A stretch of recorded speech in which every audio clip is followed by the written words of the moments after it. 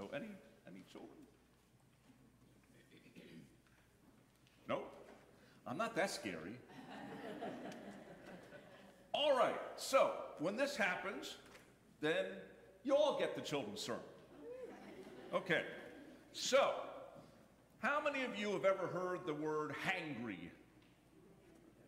All right, hangry was, I think, personified in Betty White when she starred in a Snickers commercial where she's playing in a flag football, well, actually it was tackle, I guess, a tackle football game in the mud, and she's getting knocked around. She's really getting angry, and someone says, "Here, I think you need this." And they gave her a Snickers bar.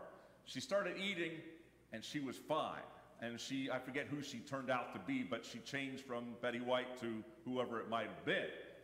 So, hangry is, of course, the idea that when you're hungry, you can get angry. I would venture to guess that at least one person in this place gets hangry at times. Because when you're hungry, when you hear that rumbling in your tummy, you see, you could have been answering these questions. It would have been fine. So when you get that rumbling in your tummy, what do? You say, "I'm hungry, give me something to eat."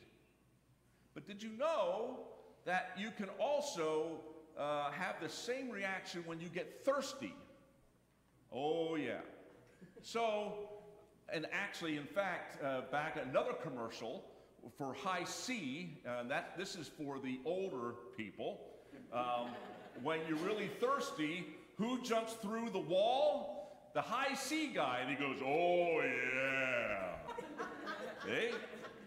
See, you would have had fun up here. You're missing out. But when you get thirsty, you can be just like the people of Israel. They start complaining, they start quarreling, they start nagging like they did with Moses. "I want something to drink. I want something to eat." If you're ever on a long trip and you're with your parents, did you ever say, "Are we there yet? Is it soup yet? When are we going to get food?" Or if you're at a family gathering, you can't wait for the food to be served because you're smelling it throughout the house. So the same is true for us when we get hangry for the gospel and for Holy Communion. You just probably don't even realize it. That between now and next Sunday, there's going to be something that just churns in you.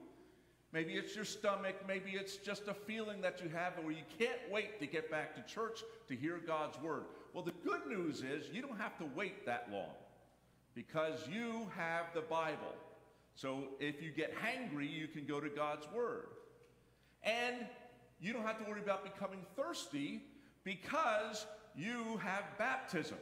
And if you have been baptized, then you have received this living water that Jesus is talking about, and you will gush over like a spring. And so you don't have to worry about being hangry or whatever the word might be. I was trying to come up with one. Thirsty, or thungry. It didn't work out, but you get the idea. So if you get hangry, you have something to do. You can go to the Bible. If you get really thirsty for God's word, you can also go to the Bible, but you can also remind yourself of who you are by dipping your your fingers in water and making the sign of the cross, and then you can remind yourself that you've already had this living water. So, if you ever get hangry, think about God. If you ever get thirsty, think about God, and you can do something about it. Thanks for staying back there because it worked out just as well. But it doesn't work because Pastor Gina said that when the children are done, you say, "Get ready, get set, go," and then they run back to their seats. You're already at your seat, so just imagine yourself running.